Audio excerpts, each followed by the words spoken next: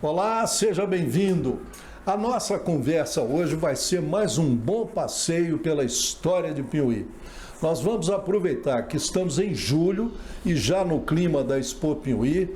Nosso amigo Tiá, presidente do sindicato, está fazendo este mês a Expo 42 e nós vamos aproveitar esse clima para conhecer um pouco mais a luta que foi há quase 50 anos a construção do Parque de Exposições Tunico Gabriel. O parque começou a ser construído em 1978, primeiro ano de mandato do José Alves da Costa, o Neném do Tunico, na presidência do Sindicato Rural de Piuí. Neném foi o líder que encabeçou a arrancada rural dos anos 70 em Piuí, com o apoio de um grupo de parceiros decididos e decisivos de primeira hora. Neném assumiu a presidência do sindicato em 78 e 2 anos e meio depois, em julho de 1980, já acontecia a primeira Expo Piuí, um evento que marcou a história da cidade e marcou a vida de muita gente e que também mostrou o peso, mostrou a força do meio rural na vida piuiense. Neném Tunico nos deixou no final do ano passado, infelizmente, e por isso quem vai nos ajudar a relembrar um pouco desse capítulo vitorioso da vida piuiense é a nossa convidada de hoje, a Carmen Lúcia Arantes Costa, a viúva do Neném do Tunico. Carmen Lúcia acompanhou de pertinho essa jornada histórica do ruralismo piuiense. Neném foi o líder, sem nenhuma dúvida, o líder que mobilizou o ruralista, convocou a mídia, motivou a cidade e liderou a arrancada. Mas a Carmen Lúcia foi aquela mão invisível, aquela presença invisível atrás do sucesso do líder, passo a passo. E por isso ela está aqui hoje para nos ajudar a relembrar esse capítulo histórico, invejável e exemplar da comunidade piuiense. Fica aí que vale a pena. É só rodar o nosso apoio cultural e vamos que vamos. Roda lá. Luciano Firmino comenta. Tem o apoio cultural de Far Melhor, a rede de drogarias que faz bem para a sua saúde e para o seu bolso.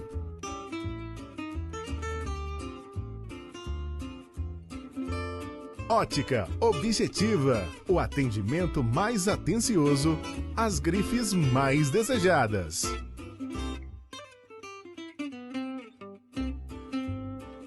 Seja bem-vindo ao Piuí Tênis Clube. 70 anos de vida, lazer e saúde para a família piuiense.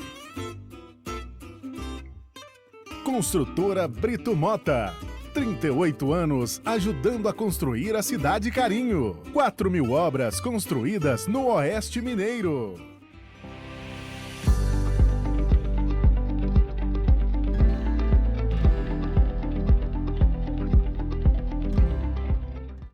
Muito bem, Carmen Lúcia, muito obrigado. É um prazer, é uma honra te receber aqui no meu canal para a gente relembrar um pouco uma página importantíssima, marcante da história de Piuí e que você acompanhou de pertinho, que foi a construção do Parque Tunico Gabriel.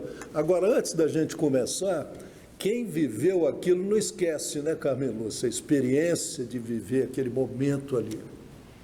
Com toda certeza, Luciano. Em primeiro lugar, o prazer e a honra é toda minha, né? Em trazer para relembrar aí com você a passagem do Neném, né? Como presidente do sindicato e relembrar esse legado que ficou para a cidade e para a família dele, né?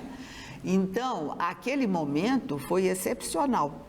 E viver aquele momento deixou marcas indeléveis nas minhas memórias e nas memórias da população piuiense.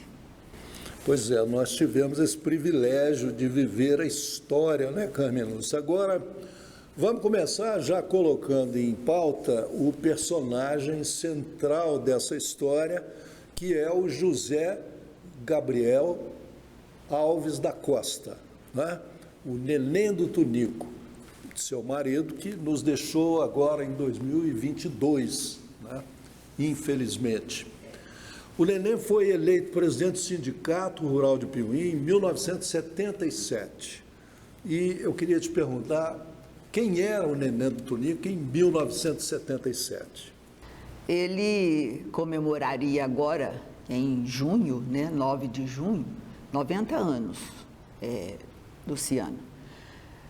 Originário de duas famílias tradicionais ruralistas, né, por parte paterna, a família Gabriel, e por parte materna, a família dos Neca, né, tradicionais fazendeiros em Piuí. Completou o seu ensino médio em Formiga, no Colégio Antônio Vieira, e depois se dirigiu a Belo Horizonte para o término dos seus estudos, formando-se em técnico em contabilidade, né? Regressou ainda jovem para a cidade no ano de 1955 para retomar a sua verdadeira essência, que é a de homem do campo, né? E passou a trabalhar já nas fazendas com seu pai e seu irmão Juarez. Carmen Lúcia, em janeiro de 78, o Neném assume a presidência do Sindicato Rural de Piuí e já havia um grande projeto em curso, né? Em discussão dentro do sindicato. Que projeto era esse? O projeto era em forma de um sonho da classe, né? Há muito que se buscava realizar. O ex-presidente, o saudoso Rafael Gonçalves Rumé, com o apoio de toda a diretoria, principalmente do senhor Isoldino Américo Vieira, comprou o terreno do atual parque para uma futura construção do parque de exposições, né?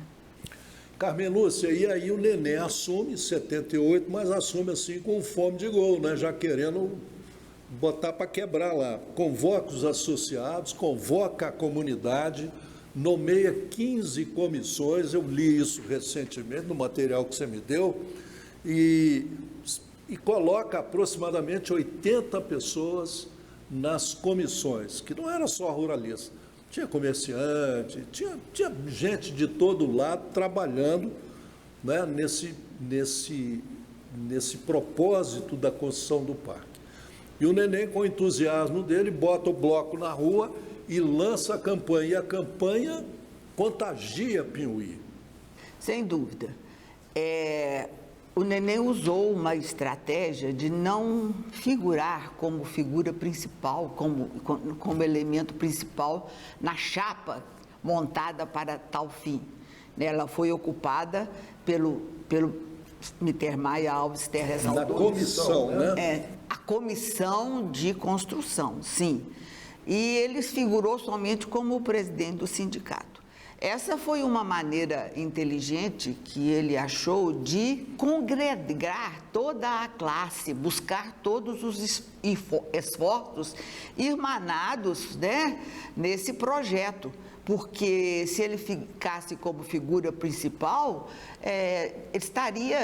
não estaria cumprindo essa função de presidente do sindicato e de trazer a força da classe à tona, né? Muito bem. O Carmen Lúcia, você já citou aí o Miter Maia, figuraça também dentro dessa construção do parque, dessa campanha do parque, né? Figura, era o presidente da comissão central. E, inclusive, só lembrando aqui, daqui uns dias nós vamos estar lembrando também a figura do Miter Maia, importante em Piuí. Agora, quem mais você lembra que chegou junto com o Neném nesse momento aí? Além do Miter Maia, que era o presidente, né, da comissão para a construção, os 3 Tumés, né, o Rafael Gonçalves Tumé, o Antônio Tumé e o Taquinho Tumé, a Tomelândia toda incluída, não é mesmo? O Zezão Baiano, o Joaquim Beijo, né, Zé Ivan e tantos outros, Luciano, que Era para a muita gente gente, né? citar aqui Tinha fica mais de 80, na muita verdade. gente, muita gente. O senhor Nenê assume em 78 e 2 anos e meio depois, em 1980, o parque está pronto para ser inaugurado. Pronto, claro, dentro daquela possibilidade que se tinha naquele momento. E essa notícia já botou fogo na cidade, né? Quer dizer, foi uma adesão total. Todo mundo, a cidade, a sociedade, a mídia, as entidades, não foi? Sim, realmente. O parque ainda inacabado, né? Apenas com aquelas estruturas assim necessárias à organização da festa, o que estava pronto seriam os galpões para a exposição de animais, né? Que teve um processo duro para a sua construção. Mas aí, então, o entusiasmo daquele momento suplantava essa precariedade, entende? E aí a festa foi um sucesso. E o objetivo dessas primeiras exposições, além de pagar os artistas, era angariar recursos para a continuação da obra. Saindo um pouquinho do assunto, mas tem uma coisa que me impressiona. O parque praticamente ficou pronto, dentro das possibilidades, em 2 anos e meio. O Parque de Exposições Tonico Gabriel. Agora, você não acha que a força do coletivo, da coletividade em Piuí é muito grande? A Piuí se notabilizou, Luciano, sempre por essa força da coletividade, né? A sociedade se junta ao bem coletivo, né, e traz grandes benefícios, criação de entidades fundamentais para a nossa sociedade. A gente precisa ressaltar, Luciano, o papel do produtor rural, da classe rural de Piuí, que sempre foi aquela de primordial importância no financiamento dessas criações, né? Quer com doações de bezerros, de quantias em dinheiro ou outras movimentações. Saca de café. Isso, saca de café. Então, ela sempre foi muito presente e fundamental para a criação dessas entidades, né? Bom, mas aí vamos falar um pouquinho da festa agora. Carmen Lúcia, em julho de 80, a expo de inauguração do parque, que já tinha sido batizado de Parque Tonico Gabriel, desde a compra do terreno, não é isso? Em homenagem ao Tonico Gabriel, seu sogro. Agora, que já tinha morrido naquela época, né? Conta para nós quem foi o Tonico Gabriel em Piuí. Eu tenho, Luciano, muita pena dos meus filhos não terem aproveitado, né, da oportunidade, do privilégio de conviver com o avô. Homem empreendedor, uma mentalidade fora do seu tempo, né? Ele já tinha, para te exemplificar, naquela época, uma comunicação telefônica entre as fazendas e entre a sua casa na cidade, que isso propiciou uma comunicação não só particular dele, mas de toda uma comunidade daquela Mata das Capoeiras, se utilizou dessa comunicação para buscar recursos na cidade, para qualquer emergência, elas tinham aquela via de comunicação. Foi dele também, Luciana, a iniciativa da construção do aterro do pântano, porque você deve se lembrar, ali existia uma interrupção da vazão do rio Piuí, que depois foi feita a dragagem pelo DNOS, né, que formou a calha do rio, que estabeleceu a calha do rio, mas ali toda a travessia ali era feita a canoa, né? Então, toda a produção que existia naquela rica região das capoeiras, não tinha como ser trazida mais diretamente, né? Teria que ser por outras vias mais longínquas. E ele, então, encabeçou a construção desse aterro, e foi muito interessante porque foram contratados carroças puxados por tração animal, né? Os burros treinados para o fim, né? Que eles mesmos sozinhos transportavam a terra e depois voltava para ser reabastecido nas extremidades. Então, foi um tempo muito importante para a região, né, daquela coisa. E ele era um invernista, né, grande invernista na cidade, e ele, a cavalo, montado em mulas ou burros, né, ia para o dito sertão mineiro, na época, né, fazer a compra do seu gado para ser engordado nas suas fazendas.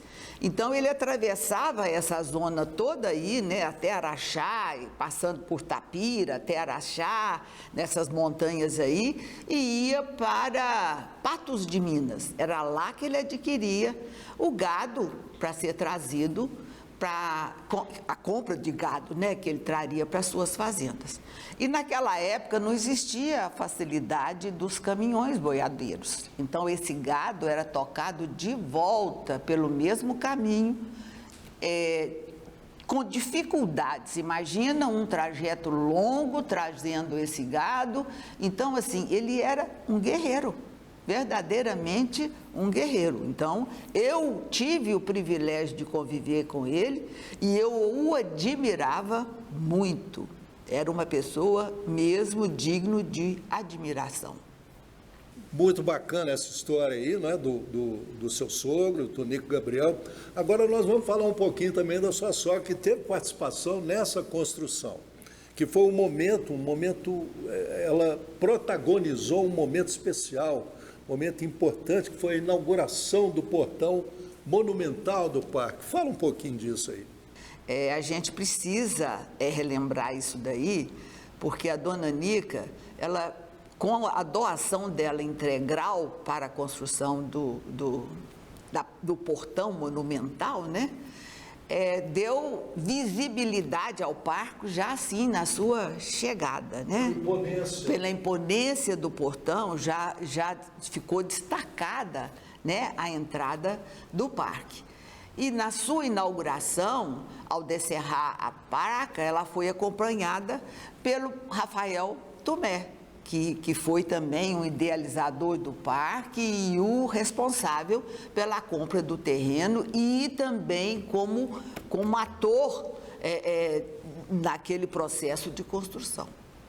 Carmen Lúcia, muito bem. Então, julho de 1980, estamos em julho de 1980. A cidade entra num clima de festa, né?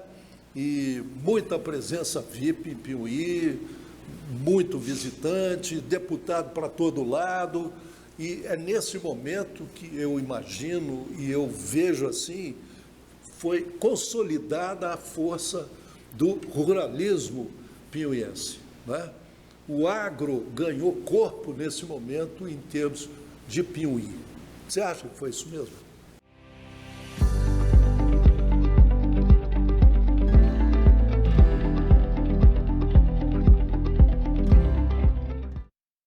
Luciano Firmino comenta. Tem o apoio cultural de Sicoob Credialto, a cooperativa de crédito piuiense que virou modelo para o Brasil.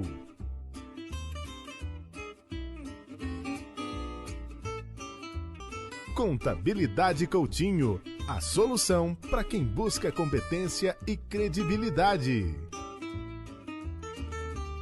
Centro Médico Veterinário Ribeiro, clínica e cirurgia geral de cães e gatos.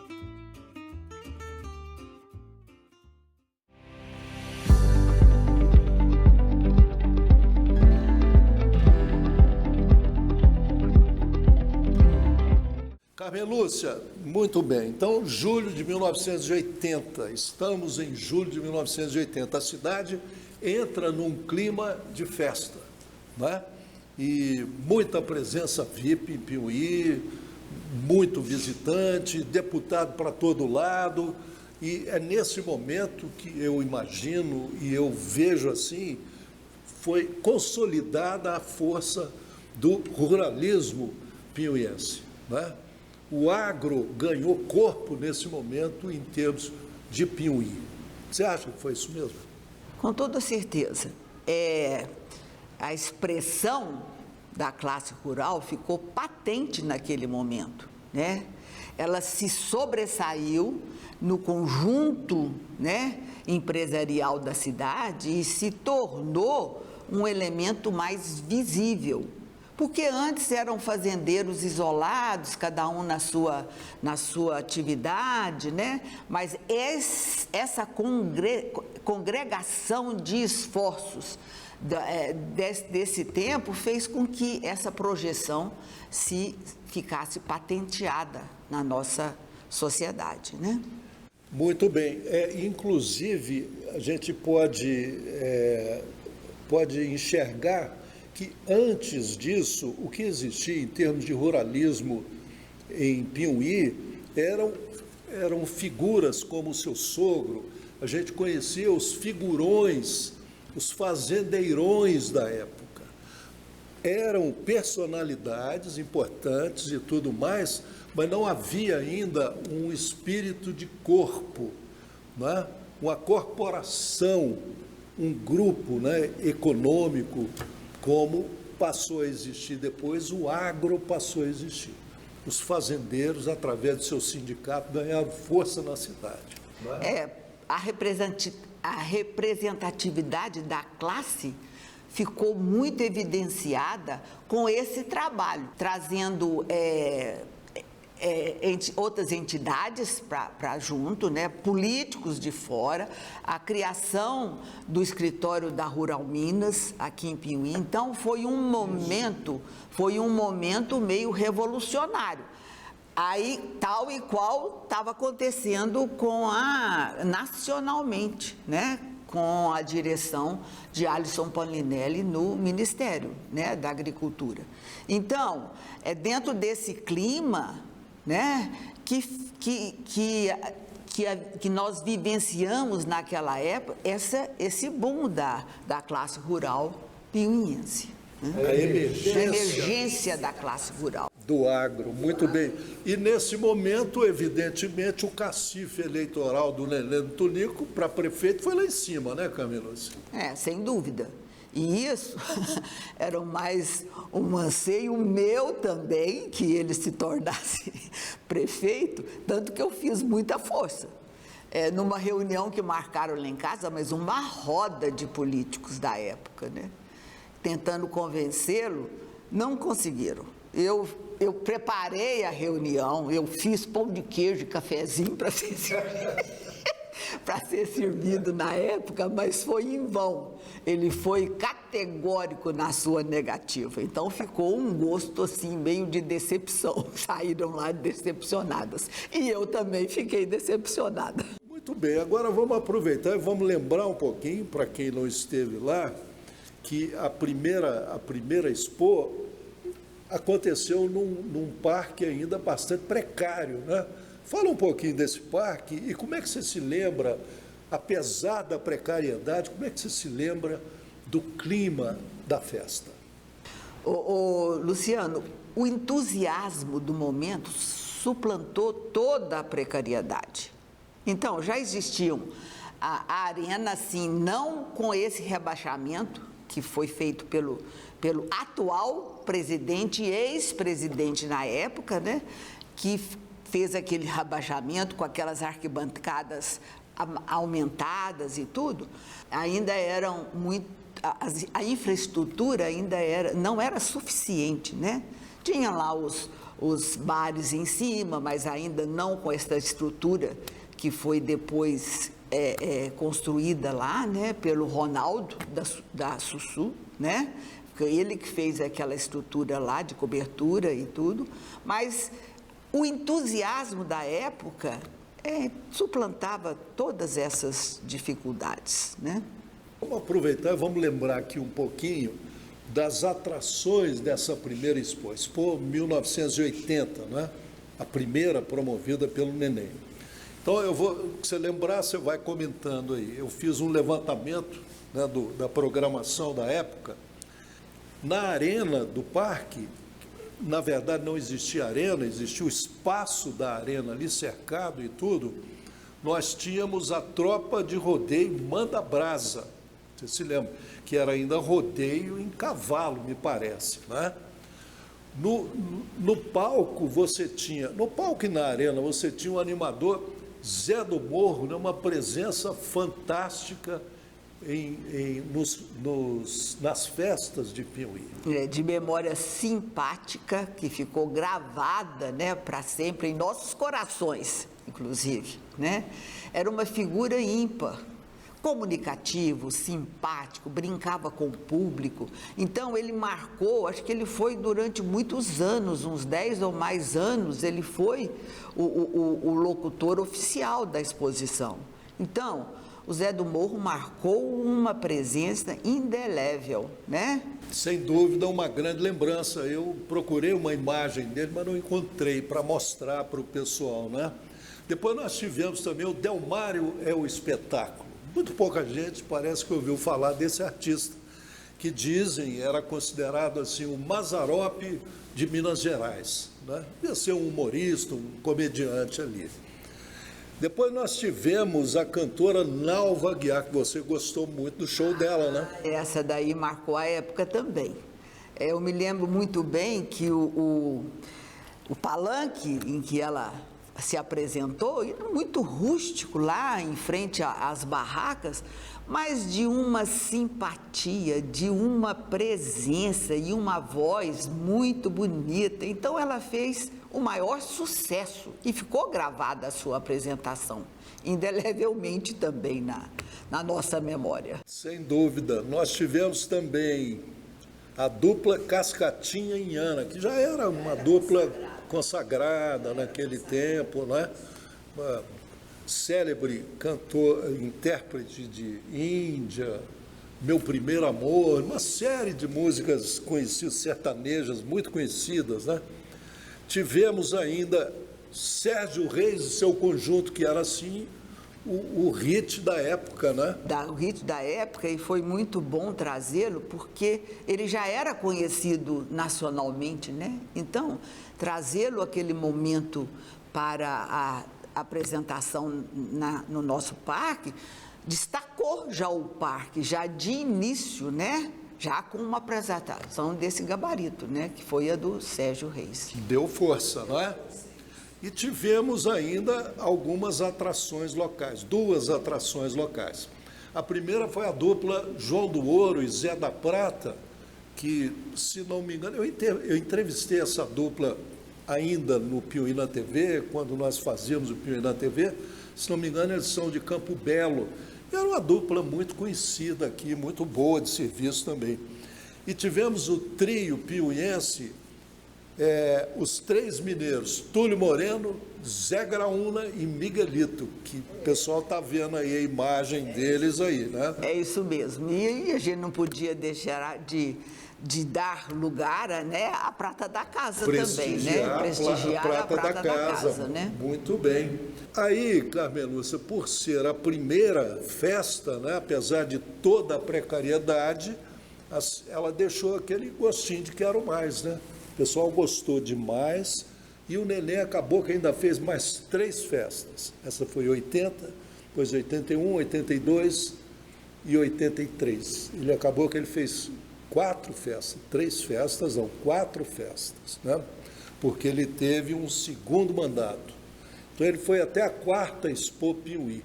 Nós estamos na 42ª, nosso amigo Tiago está fazendo aí a Expo 42, né? E a gente espera que ele tenha muito sucesso. E a obra do parque ainda estava em construção, né? O parque ainda estava em construção, né? E vieram mais obras depois disso. Para cada ano uma novidade. O Neném não era de deixar um projeto inacabado, isso não condizia com a personalidade dele. Então, ele aceitou mais esse desafio, né, para concretizar, né, essa construção em termos, né, porque depois a gente teve a felicidade de ter presidentes que passaram por lá e cada um acrescentou, né, a sua parte, foi agregando a sua parte, e hoje o nosso parque está aí, né, com essa completude toda, né, que é um exemplo de parque em toda a região. Então, ele foi, com essas outras exposições, adquirindo fundos, né, para poder continuar a obra e deixar o parque em funcionamento, né, em funcionamento. E depois vieram, então, os anos subsequentes com os acréscimos dos outros presidentes, né? Muito bem, Carmen Lúcia. Resumindo, eu considero que o Nenê foi aquela liderança rural no momento certo, né?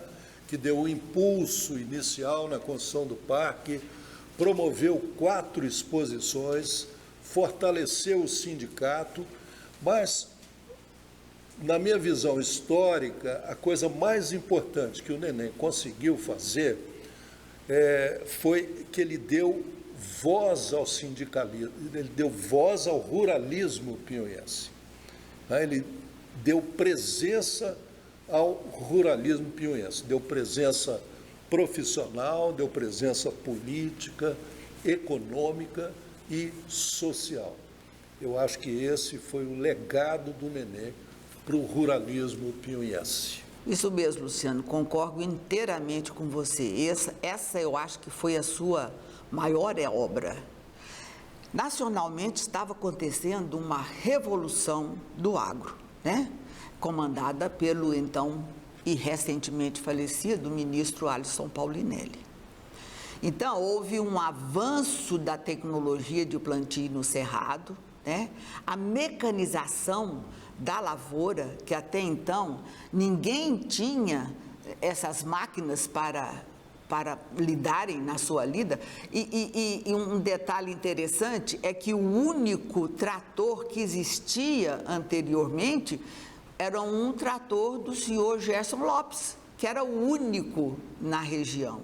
Então, a partir desse momento dos anos 70, inspirados aí por essa verdadeira revolução da agro, também começou aqui em Piauí o movimento de plantio de café, né, isoladamente, o movimento de plantio iniciando com Realino Soares, né, e depois outros, Totim Rezende e tudo, mas a construção do parque, que foi paralela a isso, a presença de um novo sindicato, né? A regimentação da classe, né? E o aumento da autoestima dessa classe contribuíram para poder dar um up, né? Do sentimento corporativo, né? Da classe rural.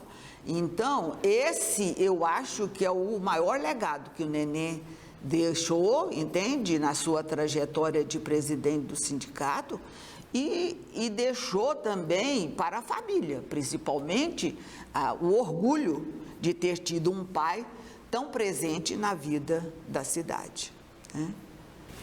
Muito bem, Carmen Lúcia, eu não vou nem encerrar, porque eu acho que você fez um arremate perfeito aí. Eu acho que você fez uma leitura sociológica da presença do Nenê no ruralismo, na economia e no ruralismo piauiense.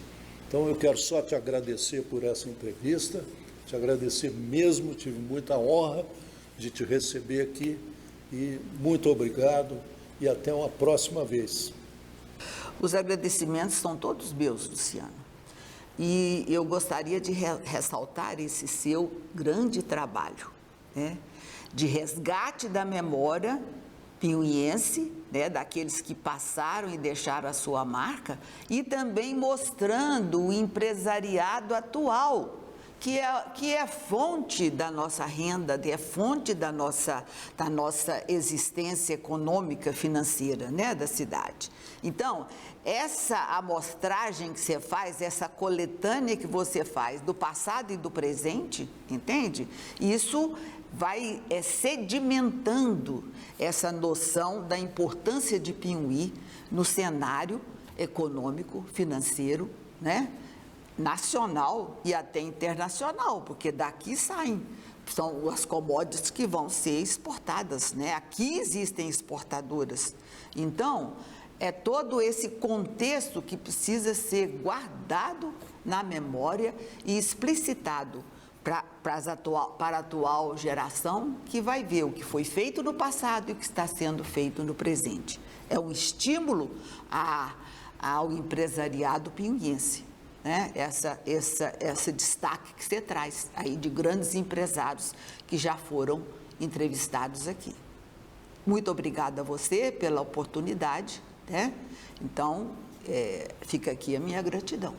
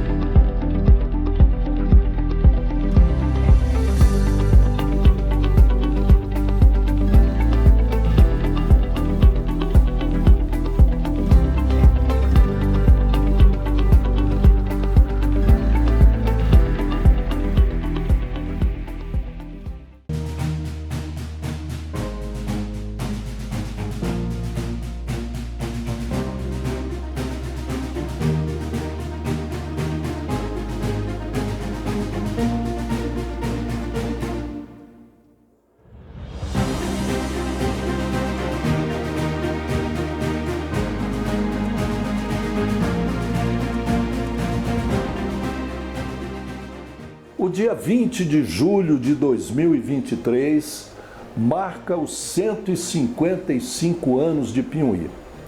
155 anos de emancipação política e administrativa.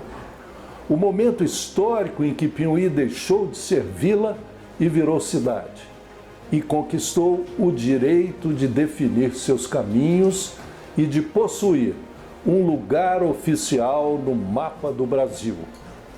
É impossível lembrar esse capítulo da nossa história sem voltar os olhos aos protagonistas que conduziram a nossa história, que escreveram a nossa história até aqui. Eles foram 51 de 1868 até 1968, no primeiro centenário. Do centenário até hoje, foram outros 14. Portanto, ao todo, 65 líderes. Cada um à sua maneira, cada um ao seu tempo, da maneira que lhe foi permitida e com os recursos que lhes foram dados, cada um assentou o seu adobe, a sua pedra, o seu tijolo nessa construção monumental chamada Pinhuí. Foram eles os mestres dessa grande obra coletiva e, por isso, fazem jus à nossa lembrança e à nossa reverência. E ainda que não seja possível reverenciá-los nome a nome, podemos, pelo menos, aplaudir aqueles 14 que começaram conosco no pós-centenário, agora nos anos mais recentes. Aqueles que nos últimos 55 anos ocuparam o Palácio 20 de Julho, deixando a sua marca, deixando a sua pegada impressa nas ruas, nas praças, nos bairros e na memória afetiva da nossa gente. Como não relembrar, por exemplo, Querubino Mourão Filho, prefeito que saneou o Beco da Lagoa, livrando o centro de Pinhuí da tragédia dos alagamentos dos anos 50. Ele que foi o grande maestro da mega comemoração do centenário em 1968. Como não relembrar Américo Arantes, que canalizou a pureza da água do Araras para dentro das nossas casas. Como não relembrar Bossué Costa, prefeito lutador que foi lá fora, brigou e trouxe o Banco do Brasil Depois voltou lá, brigou e trouxe a Ponte do São Leão. Como não relembrar Álvaro Moreira da Silva, o imparável tocador de obras, que colocava a mão na massa todo dia e que embelezou, modernizou e deu cara nova à nossa cidade. Como não relembrar José Garcia da Silva, o Zé Greni, o Zé do Povo, que presenteou o microcomerciante, o artesão e o agricultor caseiro com o mais importante espaço popular de negócios da cidade, que é o pavilhão da nossa Feira Livre. Como não relembrar o Dr. Zé Garcia Pereira, que conclamou, reuniu as lideranças, uniu os comandos em Piuí e marcou a sua passagem com a implantação do SAAI de Piuí, hoje uma autarquia municipal modelo para o Brasil. Como não relembrar Wilson Marega Craide, aquele que chegou cigano, criou raiz, virou filho de Piuí e depois prefeito construtor de avenidas e de grandes obras. Como não relembrar o bom cabresteiro, Dr. João Batista Soares, prefeito com foco no cidadão humilde, na família pobre, na saúde pública, no bairro, no rural e nas coisas simples da comunidade. Como não relembrar Tatá Tomé, prefeito que nos legou a Casa da Cultura e, com dinheiro do próprio bolso, ergueu e doou ao governo federal uma escola superior em Piuí. Como não relembrar Arlindo Barbosa Neto, Marcinho Contador, que até hoje é o campeão da casa própria em Piuí, um prefeito muito produtivo que mereceu um segundo mandato histórico e invicto até hoje. Como não relembrar Adeberto José de Melo Deco do Estalo, visionário que acordou Piuí para o turismo e para a possibilidade da cidade obter lucro em cima da hospitalidade piuiense, da beleza natural e da boa comida.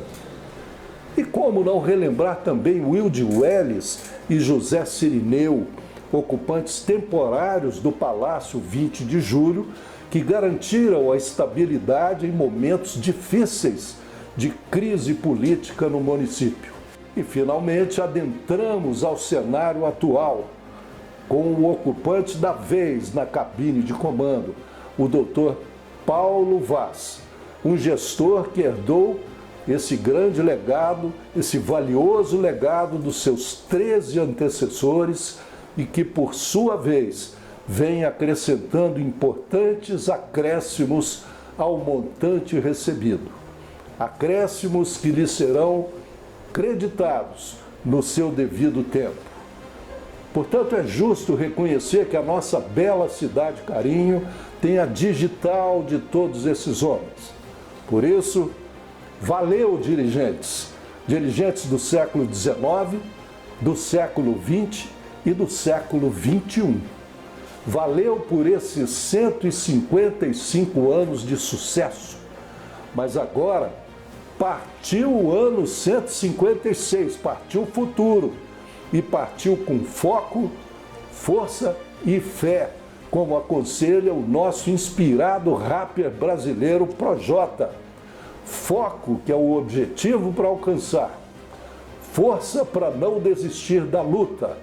E fé, muita fé, para se manter de pé enquanto der conta.